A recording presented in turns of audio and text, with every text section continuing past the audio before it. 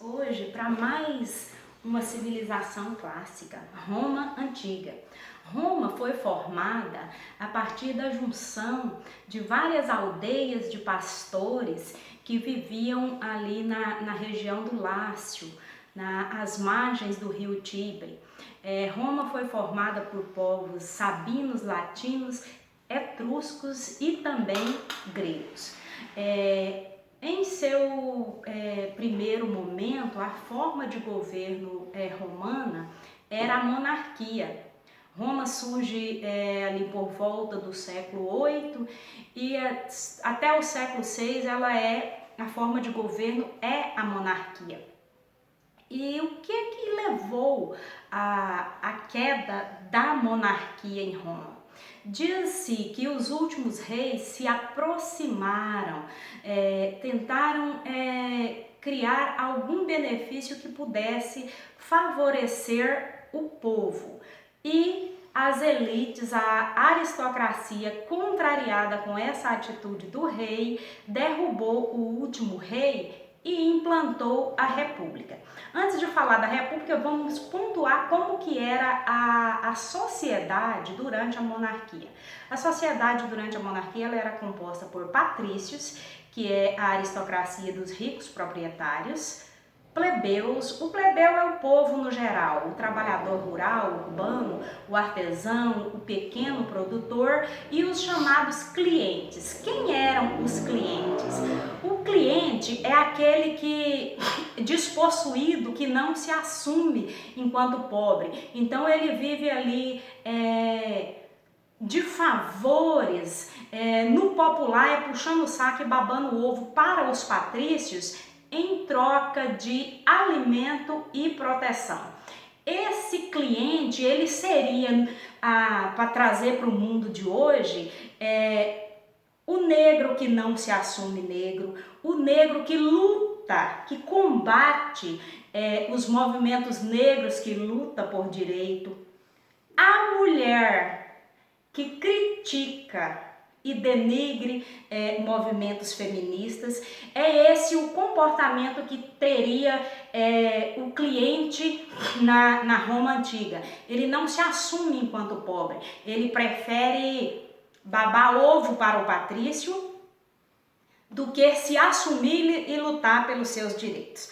Ok, esclarecida como que estava a sociedade durante a monarquia, vamos falar da implantação da república. Já se sabe a causa da queda da monarquia. Então, a aristocracia, os patrícios pensam assim, vamos criar uma forma de governo que vá atender aos nossos direitos de elite. Então eles criam uma estrutura de governo que ela tem um senado vitalício composto exclusivamente por patrícios. Aí você tem as magistraturas, eu coloquei a magistratura no texto para vocês, para a gente não precisar ficar especificando cada uma delas na videoaula. As magistraturas, e você tem 3 assembleias. É essa a estrutura política de Roma. Por que o poder era estruturado, dividido dessa forma? Porque eles entenderam que o poder concentrado na mão do rei ia privilegiar ou ao próprio rei ou alguém que eles não gostariam que fosse privilegiado, no caso, os plebeus. Então, o poder era dividido, mas distribuído entre os patrícios. Ok, nesse momento a sociedade romana ela vai passando por transformações. Você tem a República Romana, ela é expansionista, né? Ela vive de guerra, ela conquista territórios, ela se expande. E nesse momento você tem escravos, você tem a presença dos escravos, você tem o escravo que tornou-se cidadão romano e tornou-se escravo por conta das dívidas, mas principalmente você tem os escravos de conquista de guerra. Então, além daquela estrutura, se acrescenta um outro elemento muito importante para a economia romana, que é o escravo. Pausa. Ok, mas e os plebeus romanos? Eles aceitaram pacificamente essa estrutura política opressora, dominante dominada apenas pelos patrícios? Não. Eles reagiram. E a luta de patrícios contra plebeus, ela dura séculos. E eles protestam, eles se retiram de Roma. O plebeu, ele era importante para Roma, por conta que, eu já disse, Roma era expansionista, mas a alta patente do exército romano é cargo distribuído aos patrícios. Mas quem é que vai para a linha de frente, para o fronte, para morrer, para lutar pela grandeza de Roma? É o plebeu. E o plebeu ganhava alguma coisa com isso? Não. Se ele foi convocado aqui, é época de colheita, ele abandona lá, deixa a lavoura de trigo que ele tinha, vai para a guerra, fica 6 meses, fica 1 ano, fica vários anos na guerra. Quando ele volta sem receber 1 centavo por isso, porque os espólios de guerra é distribuído entre os patrícios, e ele perdeu a colheita, a produção dele, muitas vezes o plebeu passava fome. Então o plebeu, entendendo que ele tem importância para Roma, ele se recusa a participar do exército.